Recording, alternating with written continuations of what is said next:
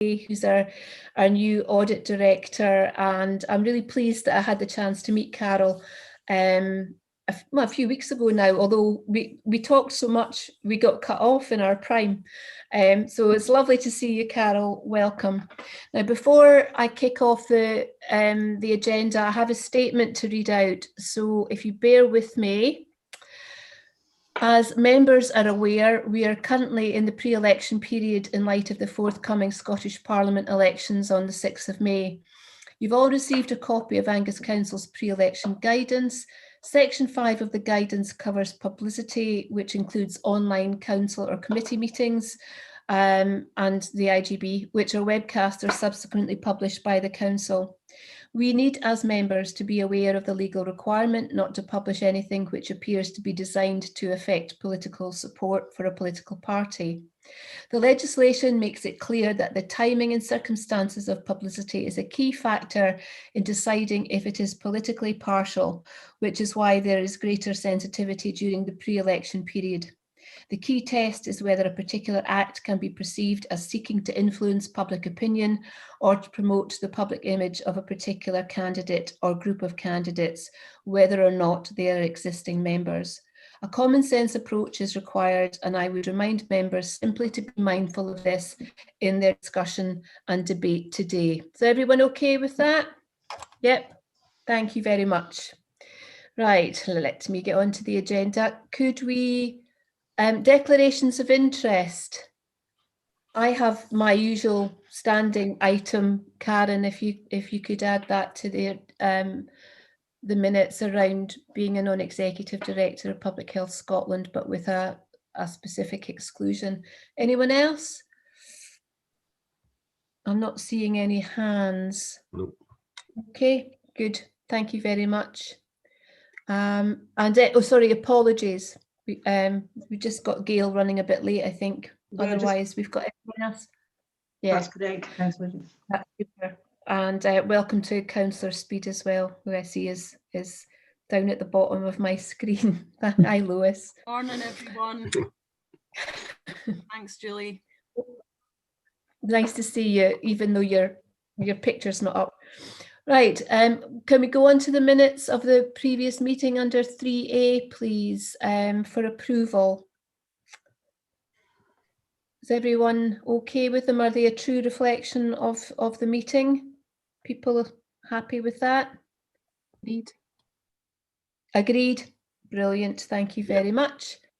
And if we move on to item 3B, which is the action points, does anyone have any questions or anything to contribute as a narrative in advance?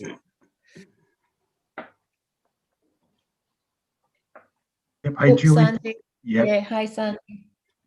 Just a couple of quick things. One is there's an action point about, I just want to kind of draw a couple of things together. There's an action point about our external reports papers that we've put into the audit committee for many months, probably a couple of years now. I think a few people, if not all of us, have possibly seen a wee survey monkey that's gone out in the last couple of days to see if we feel we now could extend that out to a broader group of people, possibly the whole IJB membership.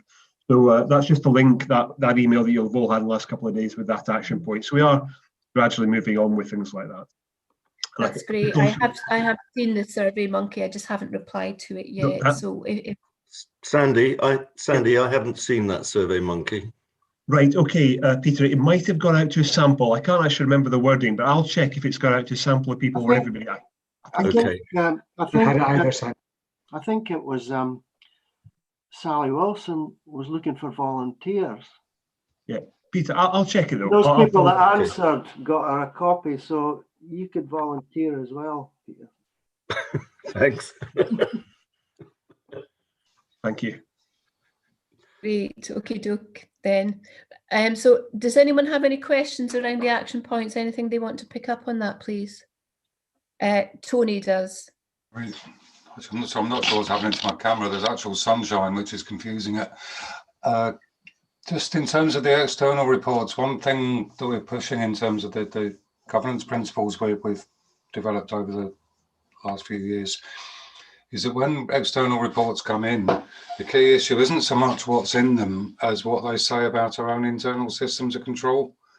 So in other words, if something comes in and says there's a problem, and we knew there was a problem and we were already dealing with it, that's a very different scenario from one in which our own internal systems were telling us things were okay. And then the external report comes up with something really quite different. So I just wonder, in terms of the, I mean, it's kind of related rather than being specific to that action, but it's just a thought to kind of plant when people are thinking about external reports. And in terms of governance, which is obviously the province of this committee, to actually take that into account and maybe make that part of the covering paper. So the report doesn't just say, oh, here's this issue. It's here's this issue, and either it reinforces what our assurance systems were telling us, or actually it doesn't, and therefore these are the consequences in terms of the assurance we can get. Because obviously it might not just then be about that one area. If the assurance systems aren't working, that might have a wider context. So it was just something to kind of an added value thing, if that can be added, although I'm sure Sandy and others have quite a bit to get on with as it is. But if it is possible to do that, I think that would add a great deal to the assurance of the organisation. For that, Tony. Sandy, is that something? Yeah, the item that we're talking about under terms of general external reports is a wide group of reports that would be of general interest to IJB members. Many of those reports will not have a particular or specific impact on the assurance processes within Angus IJB. They are kind of background reports, just part of the whole capturing what's going on in the public sector or the health and social care sector. So some of them possibly don't have that angle that Tony's talking about, but certainly if there are reports in that realm out there in the public domain that do have a commentary on what we're doing locally, coming from an external perspective, we would always try to pick those up and bring them into our audit review. So we can always keep that in mind, definitely, Tony. What did you say? I think I was shoehorning something in where it didn't quite go, but anyway, it's a point worth dragging it in at every opportunity. Thanks.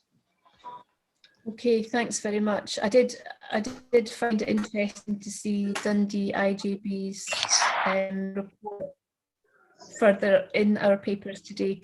Kind of compare and contrast, actually.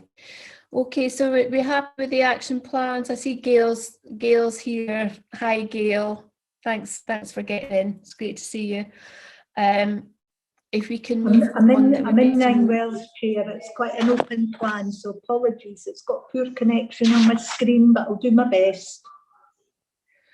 Thank you. I think a few of us are remote today, and not in Nine Wells necessarily, but struggling with connection. We can move to the next item, please, which is item 4, the internal audit reports follow-up actions. And we're being asked to note the report and the progress made to date. And it's over to Sandy. Yeah, thanks, Chair, again. Sorry, I'm equally just trying to get used to working with Zoom again, having spent so many hours and hours in Microsoft Teams meetings over the last few months. I'm not sure if it feels like an old friend. Anyway, I'm just going to get in there with where all the icons are. So yeah, this is a regular report where we give the audit committee an update where we are with internal audit follow-up actions. I think when I read this back, I actually probably in the background section should have been a bit more clear and a bit more overt, if you like, about the kind of impact of COVID-19 on our prioritization on our ability to respond to things. I actually do say it in the next report, so I must have written them at slightly different times. But quite clearly, the burden of dealing with COVID-19 over the last 12 months or so has had an impact on our ability to kind of deal with some of the improvement actions. That said, and I think if I could just make, that's just a general comment. That said, we are managing to make progress with 1 or 2 items kind of coming through here, and you can see 1 or 2 greens starting to appear. There are some more complicated issues left there, but otherwise, Julie, I'm happy to take any questions. Thank you, Sandy. I think everyone does realise that COVID knocked everyone's plans out of kilter significantly. And I do sometimes feel that the red, amber, green is a bit of a blunt instrument. You know, there's additional narrative on some of the red points that say that good progress is being made. So it's not as bad as you would think a red book would have you believe. So I mean, I do get the sense that, you know, people are trying to do the cat bit. Does anyone have any questions for Sandy on that? No? Everyone happy with that? Sorry, I'm Julie, not just seeing a any very, hand. Oh, okay, Tony. And then very quick Catherine. one. Yeah, just in terms of the risk appetite, there was a question, and I noted in the action plan, there's a question about the risk appetite. And in terms of the people that wrote the strategy that's going to the IJB this afternoon, they were definitely intending that the risk appetite would be something that would be required of everyone. And it is an action there, and it says, well, we'll think about it afterwards. I think from our perspective, it doesn't have to be a complicated process. It's one that can be very helpful. But the risk appetite is the bit where the risk management strategy gains meaning. It's where you start to define as a board what we tolerate, what we don't, what we do about it when things are above, how that impacts on our decision making, on our budgeting, all that stuff. So the risk appetite, for those that aren't excited by risk management, and that's probably most people, it is an integral part, and it's actually where the value comes in. So I just wanted to highlight that, just in case that came up this afternoon more than anything. Oh, thank you. Catherine? Thank you, Chair.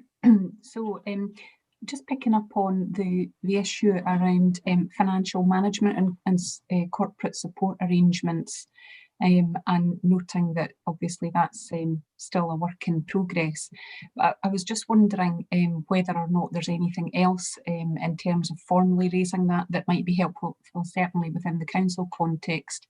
I'm not aware of where that's been formally seated in terms of a discussion, and might it be helpful to have it on a future corporate leadership team agenda, for example. Thanks for that, Catherine. That was certainly something that I was keen to pick up on with the team too. Sandy, do you want to pick up those points from Catherine and Tony? Yep. Okay. Yeah. Thanks, Catherine and Tony. Catherine. Yeah, this obviously has been a long-standing issue for us.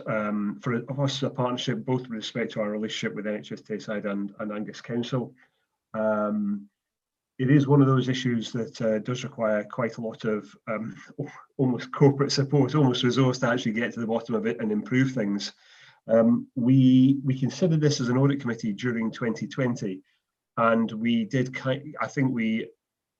Oh, actually, maybe it might have been actually in the main IJB meeting. Anyway, we did consider it during 2020, and we acknowledged that our capacity to work with our partners to make these improvements in corporate support and get to the bottom of it, improve things, was probably limited in 2020. And we did kind of, unusually for us, we did put a formal kind of letter in writing to both parties to say, look, we're still very keen to improve this and develop things with respect to the corporate support arrangements, but we also acknowledge that 2020 itself, or 2021 itself, wasn't the best year for us to collectively be trying to do that.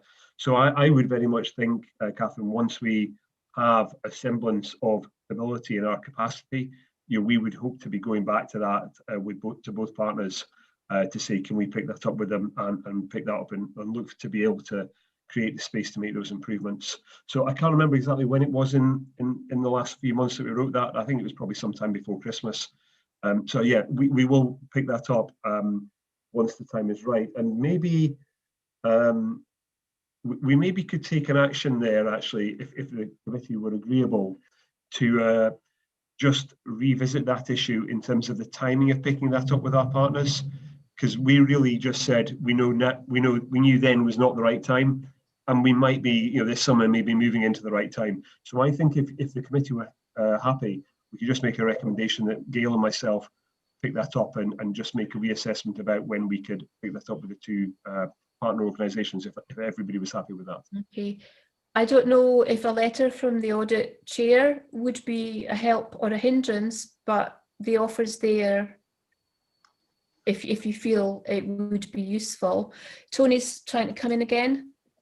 Yeah, just to say, I've been asked to participate in the review of the integration scheme, which is a cross Tayside project, but obviously includes Angus and is being led by someone from Angus.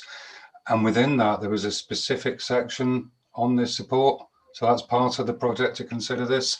So there may be, and I'll share that with Sandy, but it may well be the case that it would be picked up as part of that process. It was certainly one of the key themes that I saw from the PID, project implementation document that I looked at this morning. So it may be this is finally being picked up. Whether it would do any harm to just make sure that people understand that this is an area that the audit committee is taking seriously and looking at, I'm sure that wouldn't do any harm, but there is actually a process for taking that forward. Sandy, Yeah, that's right, helpful. Yeah, thanks, Tony, and Julie. Thank you for your offer too. So, if we're happy to leave with Gail and myself, we'll look at what the integration scheme planned work that Tony's just described. We'll go back and have a look at the previous letter we sent, and we'll just have a reassessment as to the timing of maybe when to look at that. And if nothing else, by the time we get to the next audit committee, we'll have done something in terms of just trying to get the ball moving a wee bit. Okay. Can I maybe just get back to the previous point Tony was making? He was making a reference to the risk appetite, and I'd just like to again make another link. Tony mentioned the paper going to the IJB this afternoon, and there is a risk management paper going to the IJB this afternoon, and there is a clear reference to the development of a risk appetite for the IJB, and you'll all see that in paper agenda item number 10 this afternoon. So in a few hours' time, it will pop back up in your papers.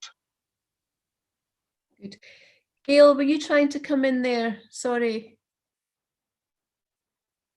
No, it's okay, Sandy. I was just going to say that it was on the agenda this afternoon, so we can reiterate Tony's points there.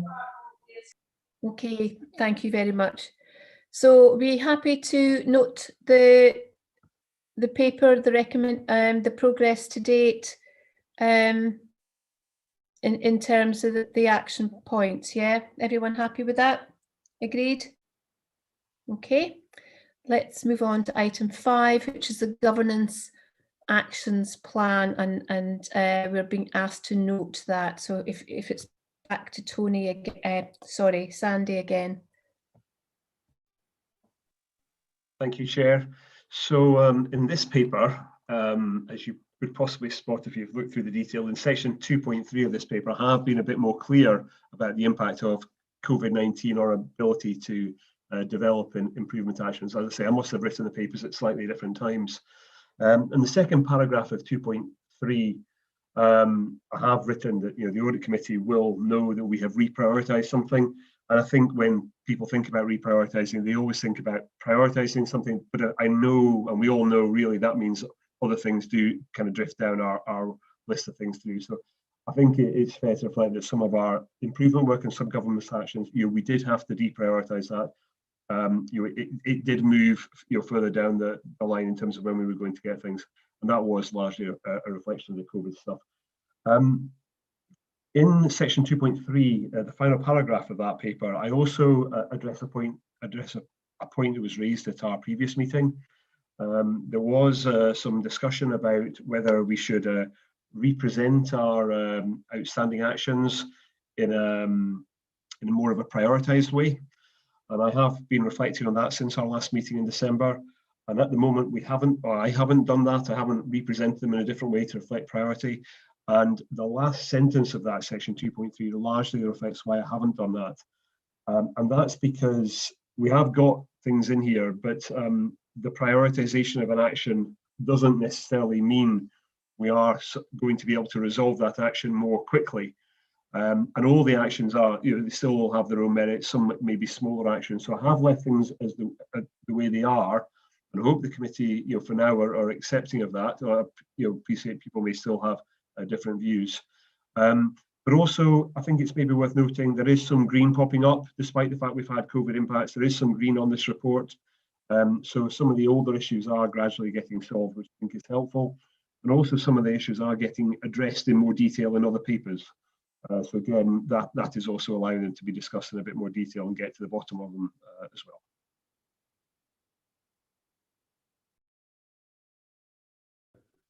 Okay, thank you, Sandy. And again, I do wonder sometimes if some of those red boxes could be starting to move into amber quite soon.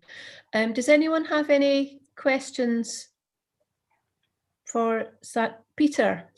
Yeah, just a quick one, Sandy. Page 17, top item number 7, status comment. I think it's just a typo. The IJB awaits is still in discussion with, so I think it just needs a bit of tidying up. So.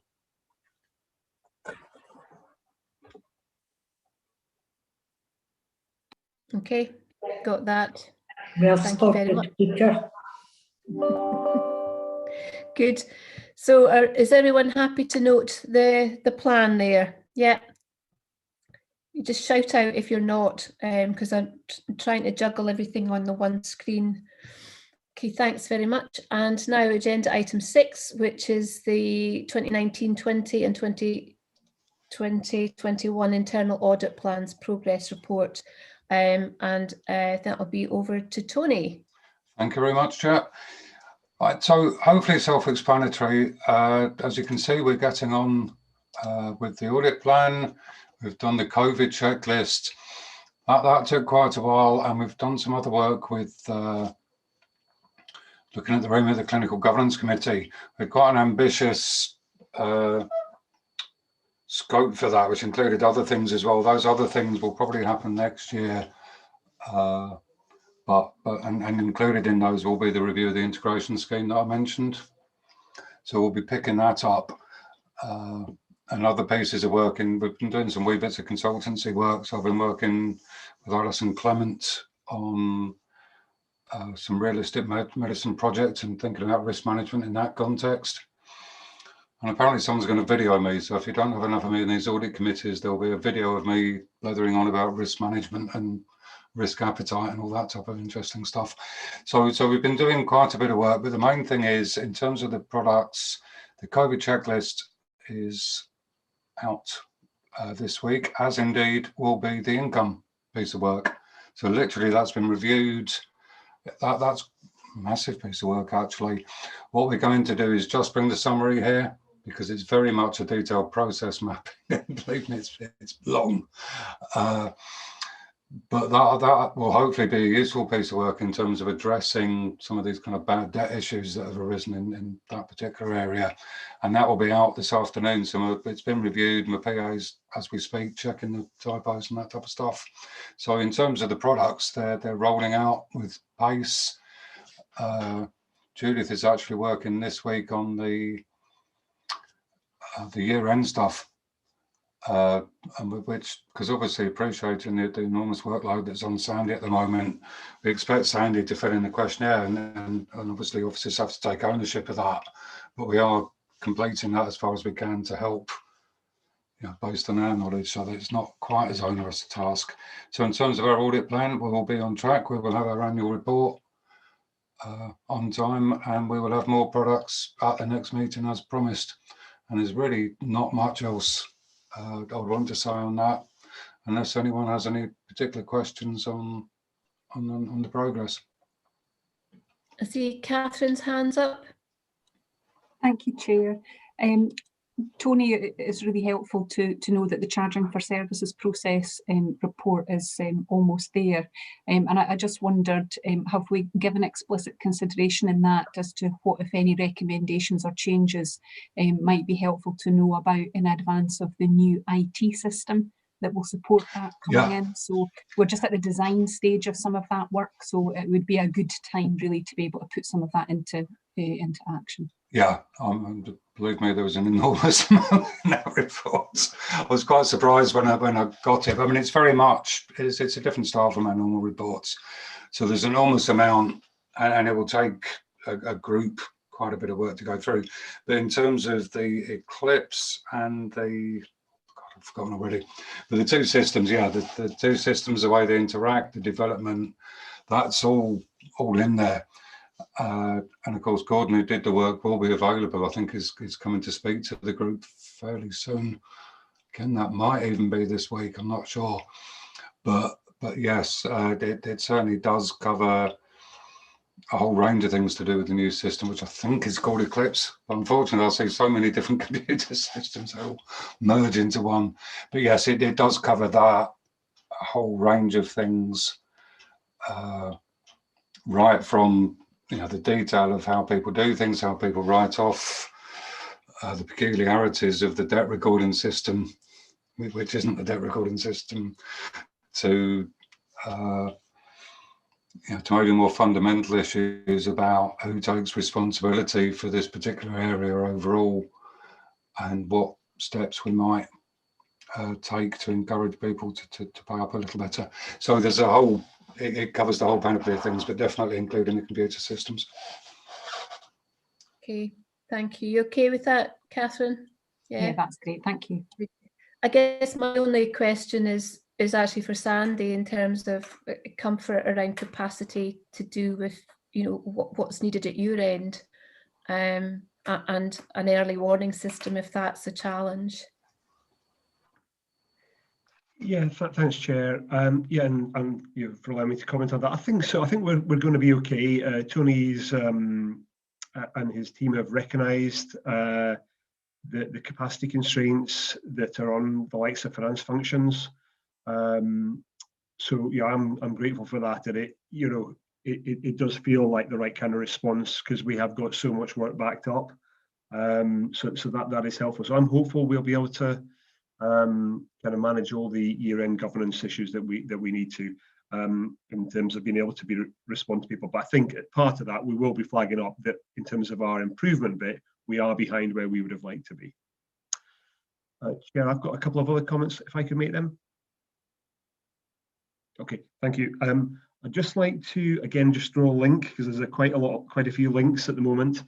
Tony has mentioned there the work that we're looking at in terms of charging and income management, and it's maybe just worth highlighting that in the last paper we saw, it's actually on the item that Peter mentioned a second ago, item 7 in terms of the governance and improvement actions.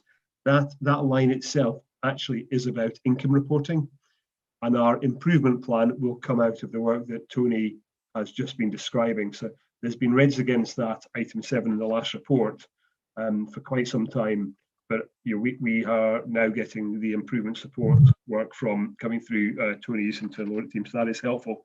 A couple of other, one other quick thing. Again, Tony mentioned that there's other bits of work that are on the go. We might see some of those emerge in next year's internal audit plan. And I think Tony or Tony's team will be bringing next year's audit plan to the next meeting of the IJB. So you might see one or two things translate from this year's kind of work into next year's plan. Thank you. And I guess maybe just being a little bit cheeky, Tony, how are we doing in terms of the other IJBs, not just across Tayside, but across Scotland? Everyone will have been impacted by COVID and will presumably be facing very similar issues. Oh yeah. In fact, I think one of our audit reports hit the papers. So Dundee had a similar report, and for some reason, the Audit Scotland report seemed to pick on Dundee a little more than, even though a lot of our reports were the same. And certainly I was aware that there were IJBs out there, which I shan't name, particularly in the current circumstances. But yeah, I would say everyone is impacted by the structural difficulties of the way IJBs have been created, which does leave that issue of being reliant on support from other bodies. That's an issue everywhere. The idea of being a small, nimble organisation but still requiring those large governance arrangements has always been difficult. The fact that there was a lot of discussion and lack of clarity around what an IJB was and what it did. So all of those things were factors everywhere. And certainly in terms of the IJBs that I have now, and some of them that was previously Chief Internal Auditor that we rotated, I'd say Angus is doing very well, particularly in terms of achievement.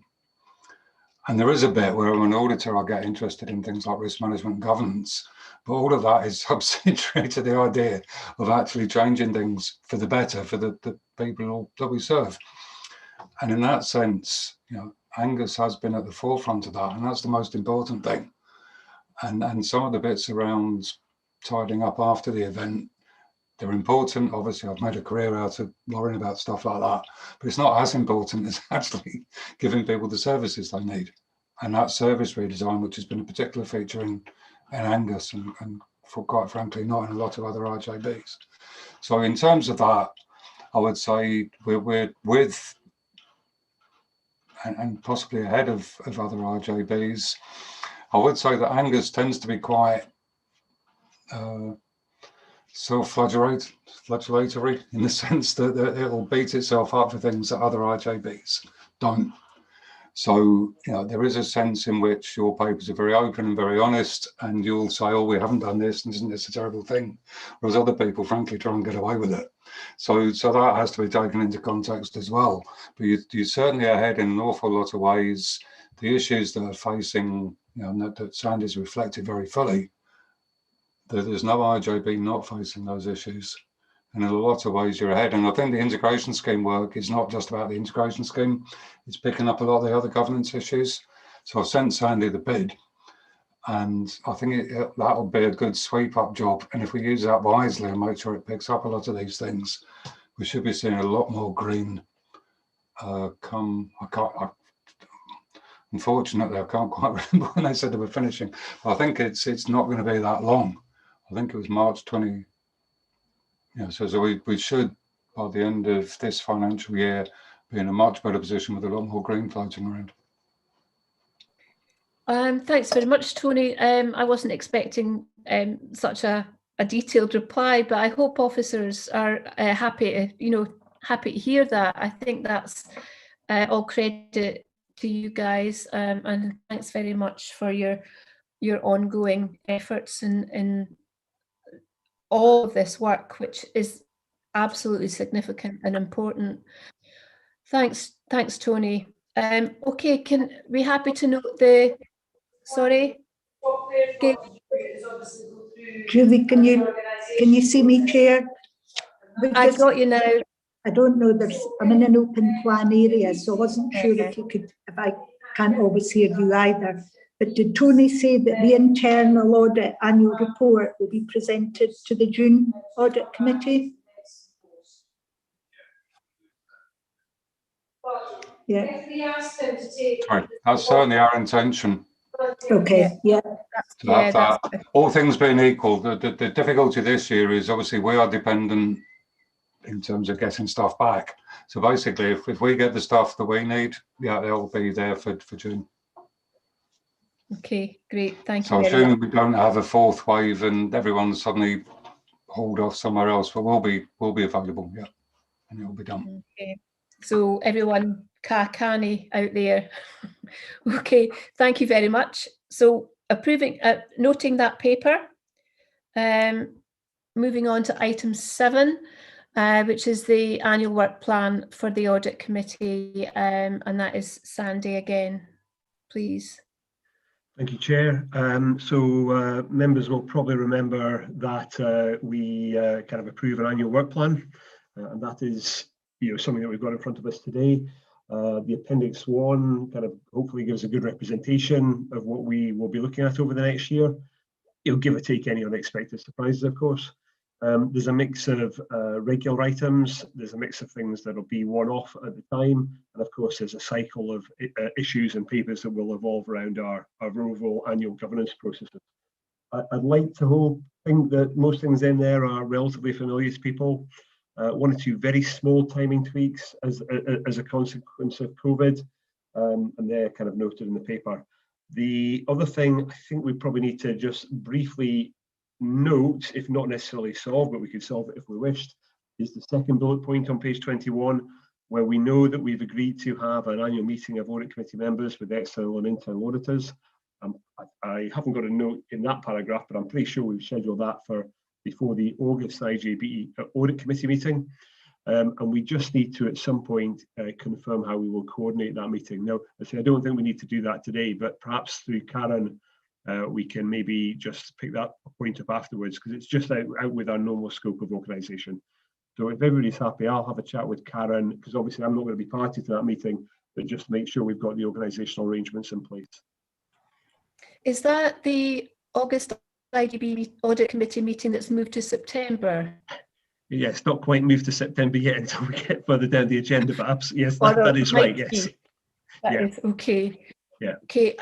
One thing I wanted to pick up on, I see Peter waving there as well, was around the annual development session, and I'd be very open to having additional development sessions if the audit committee felt there was a particular topic that we wanted to pick up.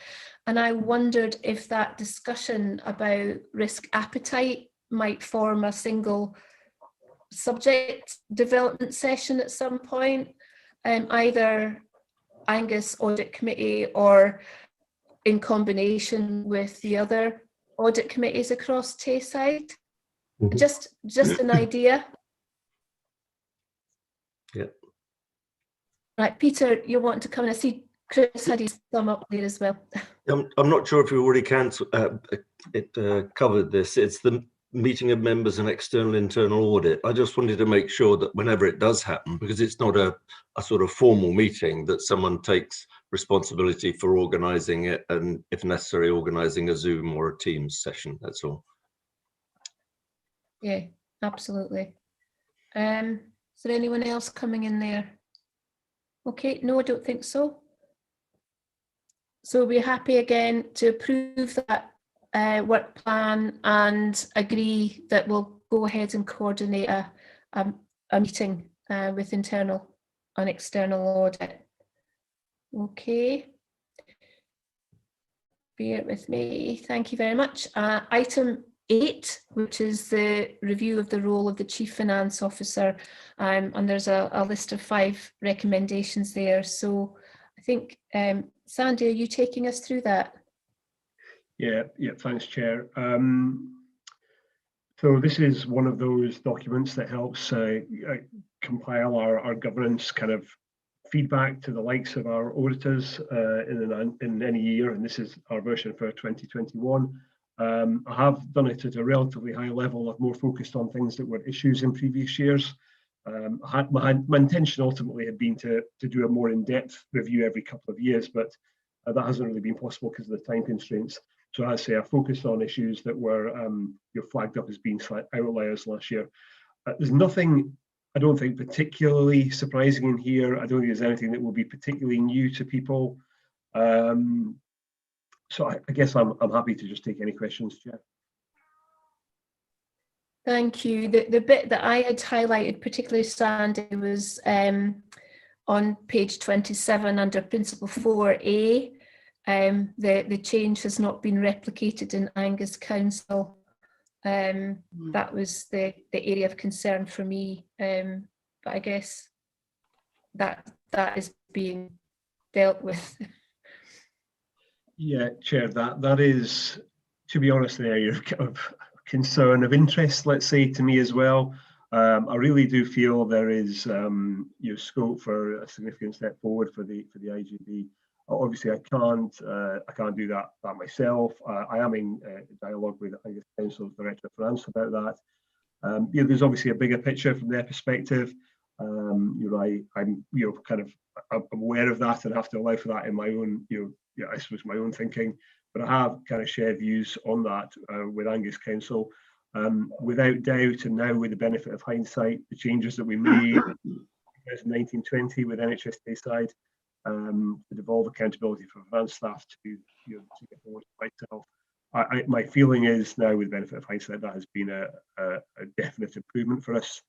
We have, I think, somewhere else in one of the reports, we do note that we brought in additional financial management resource during 2020.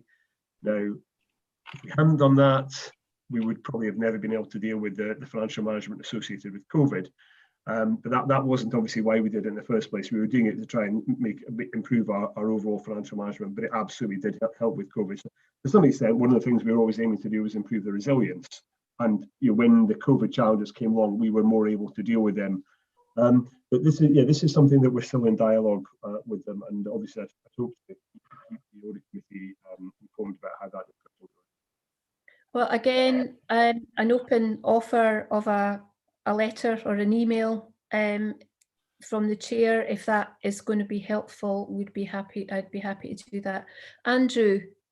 Yeah, I had a question, just for clarity to Sandy on Principle 2, Item A. Now, it's the comply, yes, no, partly, yes, partly. I noticed that for the monitoring process, are you with me, Sandy? It's got, yes, we comply in last year, but we don't comply, well, or partly comply this year. So it sort of implies some sort of regression.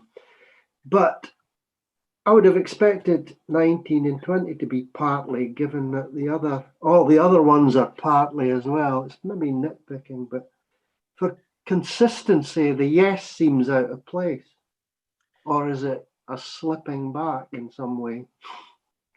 Yeah, thanks, Andrew. That's sorry, I should have probably picked that point up myself. I've actually got it highlighted in my own notes, and I probably should have flagged that one up. Yeah, I do feel the COVID pressures on us throughout 2020 and into the start of 21 have put a pretty tremendous burden on the finance team. It wasn't quite double running, but we were doing our kind of historic day job and then trying to deal with all the COVID work on top of that. And I think in the next column across, I've kind of said what I was thinking when I was filling this in. It has stretched the finance support beyond our normal levels and beyond our the kind of level that it wasn't perfect before, but we were managing it. We were compliant in 1920, but I think we haven't been as good at doing some of these things in this last year as I would have hoped. And I'm attribute that to the pressure of dealing with COVID. So Andrew, I think it's probably reasonable to say our monitoring processes have been stretched such that we're not as compliant as we were. Yeah, so it's even more. It's not even the fact that we can't do things that we haven't done yet. It's just things that we have been doing are now getting worse because of the pressure. So it just adds grist to the mill in requesting extra resource, I think. It does. And I think to some extent, again, we have had to prioritize work during the year. And there are some things that, when I couldn't necessarily give you an example right now, but there are some things that we know if we don't micro monitor them month to month, they won't deteriorate because of that. We'll come back and we'll be able to rectify things in a couple of months. So we've probably made a lot of individual judgments about, well, part of that we'll come back to that in 2 or 3 months, or part of that we could even come back to that in 6 months. So we have been essentially juggling things, and the COVID response, as you will all understand, has been the priority, whether that was for us, financial planning or financial monitoring or financial valuation. So that has been the priority. And we've probably had to, again, I've used the word deprioritize. We have deprioritized one of the things, and we've effectively pushed them back a bit. So yeah, I think we're not where we were. I'd hope we'd get back very quickly, Andrew. If we were all in place, we'd get back. No, you've done a remarkable job. It's just that these things are all good examples of the problem, that narrative. Thank you for the explanation. Thanks for the question, Andrew. Does anyone else have any question? I'm not seeing any extra hands coming up.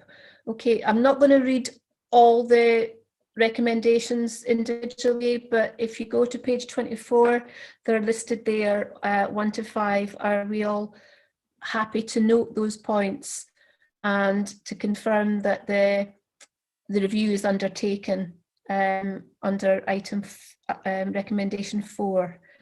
Am I seeing nods? Yes, excellent. Thank you very much. And the next paper is item 9, which is the external audit annual audit plan. I think that'll end up being Tony, but is Sandy doing an introduction to that? Well, Thanks, Chair. I will quickly introduce it and then I'll pass on to Carol, actually, because this is our external audit report. I don't think we want Tony to be speaking about that. Yeah, so a very quick introduction. Yeah, sorry, I'm just juggling too much here. It's okay. Yeah, so on an annual basis, our external auditors share with us their plan for the coming audit. Some of you remember that Rachel, I think, came along in December and was just noting at the time, you know, the timing of the issuing of this was just running a wee bit behind schedule. We'd have probably had it in December previously. It's coming here. Obviously, our recommendations are in there. There's the approval of the annual fee, where there's a recommendation in there, and that's all okay.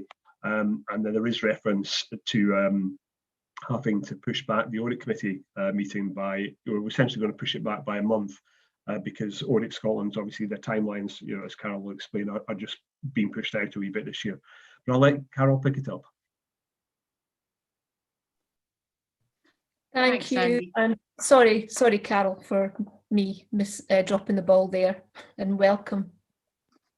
Thank you very much. It's great to be here on a lovely sunny, I was going to say morning, but I suppose it's afternoon now. How the hours have flown past this morning. So thank you. I'm happy to talk through the annual audit plan. As Sandy said, obviously this would normally have been with you before Christmas, but as with many other bodies, just the impact of COVID-19 on resources is really affecting some of the delivery of some elements of the audit work. So I'm happy to have it with you at the moment.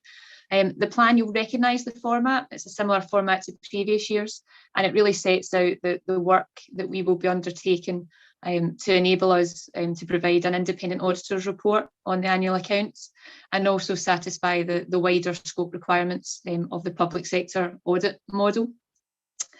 I'll just jump into Exhibit 1 and just talk you through it.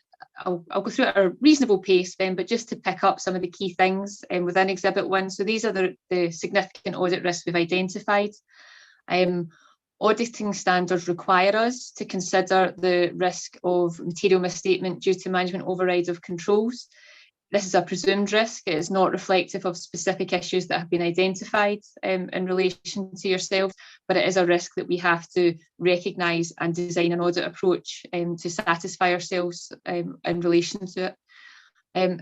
The second risk is really in relation to estimation and judgment within the accounts, and in particular picking up the large hospital set aside and the work that's underway in relation to that, and the judgment that is part of that, and the fact that whenever there is a degree of estimation and judgment within a material figure within the accounts, that represents a risk of misstatement to us, and we have to design specific audit procedures in order to address that risk.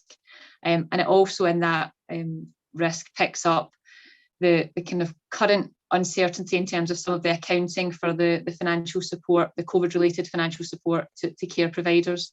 And there are many discussions ongoing at the moment in relation to that, just to confirm the accounting treatment and disclosure requirements. So again, another area that we will be picking up in our audit approach. And that's the only two risks in relation to the financial statements. Similar in terms of some of the discussion earlier, we have identified the wider dimension risk just in terms of financial sustainability, and it's something that you'll no doubt be aware is impacting across the public sector. It was an area pre-COVID and will continue to be one, and will be, in many cases worsening because of the impact of COVID-19 and the pressures that's putting on the system. So we recognise that as a risk, and again set out some of the audit work that we'll be doing in relation to that wider dimension risk within the public sector audit model. Just to say, paragraphs 7 and 8 kind of pick up an auditing element of it, which is the auditing standards presume a risk of fraud in revenue recognition, and practice note 10 extends that to expenditure for public sector bodies. We have been able to rebut that presumed risk because of the arrangements for the income and expenditure for the IJB, the fact that it's processed by partner bodies, and the assurance arrangements that we have in place with the auditors for those bodies. So just to draw to your attention that we've been able to rebut the presumed risks for yourselves. The next thing I was just going to pick up was in relation to what Sandy said in relation to the time scales. So Exhibit 2 just highlights some of our outputs, and at the moment we are looking at a end of September date in relation to signing off the accounts. We recognise that we are looking for flexibility from many of our audited bodies in relation to this, as we did last year in a number of cases, just because of the uncertainty. We're in a positive place just now in relation to the pandemic and how things are feeling. But as we identified or realised over Christmas, we can go backwards. So we are absolutely endeavouring to complete the audit work as timely as possible, but we are looking for probably a September date in relation to signing off the accounts. Paragraph 13 just flags the proposed audit fee that is set centrally within Audit Scotland, and we are not increasing it locally in relation to the risks, so we are setting it at the presumed level of audit fee. The plan then just picks up the responsibilities for the audit committee, for management and for ourselves, just so that we're all clear in relation to our responsibilities. And then the plan moves into our audit approach and the opinion in relation to the accounts and the other statutory information that's contained within the annual accounts. Exhibit 3 just flags some of the materiality values in relation to our audit approach, and they are really critical for our audit approach in determining where we focus our work and what we mean in terms of the accounts not being materially misstated or where the risks of material misstatement lie. So it's worth just noting the amounts. And Exhibit 4 is the more detailed timetable for the accounts, again picking up that end of September timescale. Exhibit 5 flags the audit dimensions and that are part of the wider public sector audit model. And just a couple of things to pick up there. Again, we've already touched on it in this meeting, just some of the kind of capacity issues that are being faced because of the response to COVID. We recognise them and we'll pick them up as part of our audit work and report in our annual audit report in relation to kind of the progress and the impact of them. We also, at paragraph 36, just pick up on the chief officer appointment and the importance of stable leadership, how critical that is. And also in paragraph 37, some of the governance improvements. And again, they've been touched on earlier in the agenda, so won't spend any time in relation to them. Finally, just to confirm, I am the new engagement lead for the audit. I'm delighted to take on the audit, and just to confirm the work within the audit team, we have not identified any issues in relation to independence or objectivity within the audit team that I would look to draw to your attention. The final thing I was just going to say, which is at the end of paragraph 45, was just in relation to the kind of audit quality elements, and just to confirm that we really do welcome feedback at any time, and if there is anything that anyone would like to discuss, then I'm happy for that to be directed to myself and have a discussion about things. That's all I was really going to say, but I am happy to take any questions that anyone may have in relation to the audit plan. Lovely, thanks very much, Carol. That's really helpful, and it's always really comforting to see our sort of favourite topics appear in those reports, things like the large hospitals set aside, and obviously we've got a real focus on the mental health strategy as well. That's a really important piece of work for us and Angus, and again the recruitment to the permanent post for chief officer, and I did wonder if we might have an update on that at some point, which would be helpful. Andrew, your hand's up. Is that from the previous question? Okay, anyone else got any questions for Carol, please? No, I'm seeing shaking heads. Gail, yep. Yes, my understanding is the recruitment to the chief officer post is imminent. The process, I think, has been agreed, and the external company or companies it's in process anyway, out of our hands. Okay, thank you very much. That is helpful. And Catherine. Yeah, just to confirm, I think that advert's just gone live. Great. Okay, so that's moving on, which is great. I'm not seeing any other hands there, so are we happy to note this report? I think that's what we were being asked to do. Sorry, let me scroll back. And approve the proposed audit fee of £27,330 and devolve authority for approval of any reasonable supplementary fees to the Chief Finance Officer, and consider the timing of the August 2021 Audit Committee and defer the meeting by 1 month to the 29th of September. Are people happy with that? And are we happy to stick to the 11:30 start time if we do approve that date move? Okay, I've previously discussed with Sandy that I actually have a Public Health Scotland meeting at 1:30 that day. So I'm hopeful, my ambition would be that we could conclude the Audit Committee meeting within 2 hours. So I'm hoping that's doable. So with all of that, can we approve those recommendations, please? Yeah. Thank you very much. Right, let me get on to the next agenda item. So there we go, it's number 10, and it's the external reports paper. Now, I don't know if everyone's had the opportunity to read all of those papers. I certainly did go through all of them. I found the Dundee report quite useful, actually. Sandy, have you got anything you want to say to this paper? Yeah, thanks, Chair. Not specifically, and I do appreciate this is just a sample of your reports that are issued, and like we were saying at the start of the meeting, that are around about the issues going on in the public sector. We're trying to pick out things that are of interest to the Audit Committee members. We have got that evaluation out that we're doing about pushing this information out through a Microsoft Teams channel to allow a wider group of people to look at these things. And perhaps share some thoughts. So I'm hopeful people can feed back to us on that.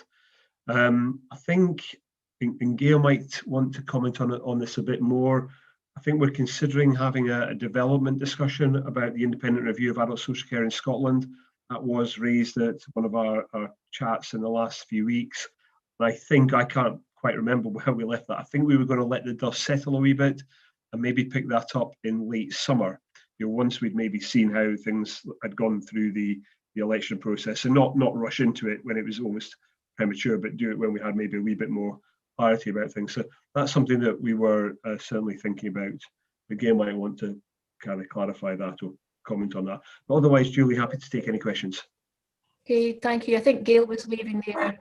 Yes, Sandy's quite correct there, Julie. We were going to wait till after the election period. I can confirm, though, nationally, the Chief Officers Group, Sandy, have formed a cohort. I think there's about 6 or 7 of the Chief Officers who are actually going to progress this and take it forward. It's on our agenda at every meeting now.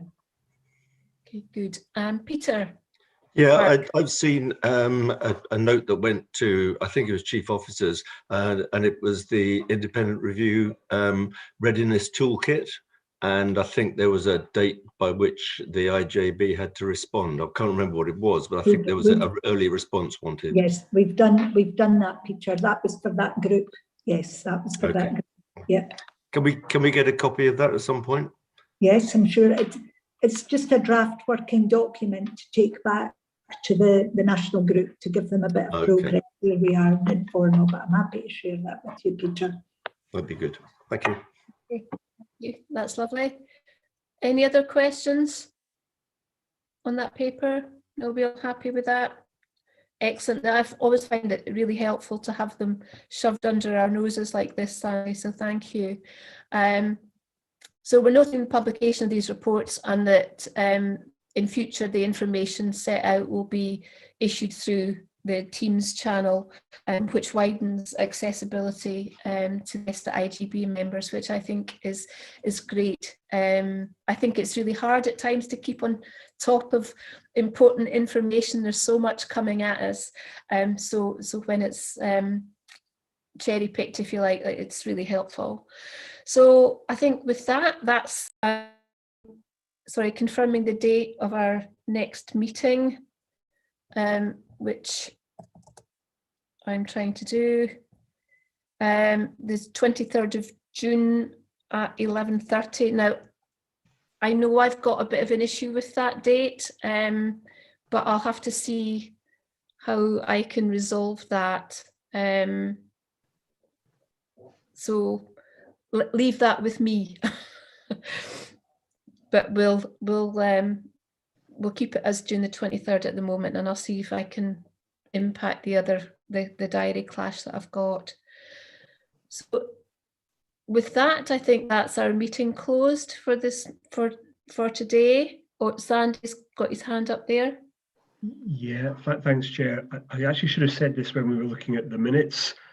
Just to kind of note that we did have a development session, obviously, in February, and I was grateful for everybody attending that. And I think it may be helpful if Karen could just note that in the minute that we had that. We did share a kind of not a formal minute of the meeting, but we did share a kind of a series of action points and things that we discussed and decided we would do. They were very much in they're not things that need to be repeated in this forum, but they were just things that we as a committee agreed to move forward or develop. So hopefully, we'll keep an eye on that list of action points from that development session and make sure everything on that is cleared up. I should have said that at the start when we were going through the minutes of previous meetings, but it was Okay. just a series of notes from the development session. Thank you. Great, thanks very much. Well, thanks very much for attending. Probably see most, if not everyone, at 2 o'clock. Take care, have a nice lunch, and thank you. Bye. Thanks, Chair. Thank you.